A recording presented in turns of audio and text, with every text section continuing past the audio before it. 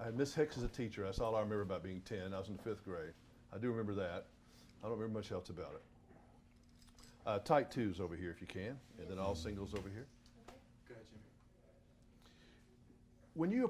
When you were a young man approaching acting, were you wild and crazy, or were you very focused and targeted and mature? Focused and targeted and mature. Knew where you were going? No, I didn't have any idea where I was going, but I knew where I was. You were And disciplined? Yeah, and I loved being what I was. I loved doing what I did. I didn't ever expect to make a movie. I was working in the theater in England. This was 1958. I was working in repertory theater. I made $1,500 a year. I was the leading actor, fortnightly rep. It was the perfect life. Were you happy then when you first started out, or did you think there was just something more for you that drove you? What was driving you? No. I know what drove me was what I was doing, not what I hoped I would do. I didn't ever intend to make a movie. I was given the Dirty Dozen, and by accident, or by accident, they gave me the scene where I had to pretend to be a general.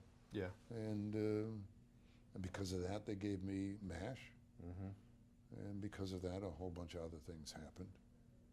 No, mine is not vertically organized, my life. It's horizontally organized. It's a plate of stuff. And you can look at an apple there, or a peach there, or a banana here, or a date there. And some of them you'll like, and some of them you won't. But they're all, At the it's time, do you remember 148 films. Were you able to enjoy the moment? I know I've wished I'd enjoyed more of the moments while they were going on. But like with Dirty Dozen, you look back on that thing, and the audience has such fond memories of it. It was a classic movie, whether you knew it or not at the time. As you look back on those experiences, do you just remember it being cold one day, or I know you have a different view of that than what we would. No, I just remember it being the biggest, most wonderful time in my life. You know? I was given an opportunity. They paid me. I mean, they paid me like $100 a day or something. Not quite, but I mean nearly. To do what I love to do. You know, what could be better than that? What could be better? More than that, we got to play poker.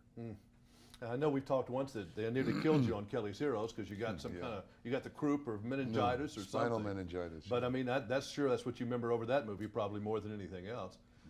But is longevity, I mean, you don't see it. I mean, good Lord, you've been how many movies? 1,000 movies or something? No telling. 148. Well, 148, fine. Longevity is impossible, nearly in this business today.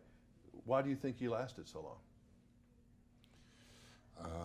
You know something, if I started to question that, maybe it'd stop, but I better just let it go and say I'm very glad I'm here. And I still think it's hilarious. I have to tell my daughter, that's Keifer's daddy. Yeah. And that's how I start the frame of reference. She never probably thought you'd be famous for that. All right, no, thank you. I had dinner.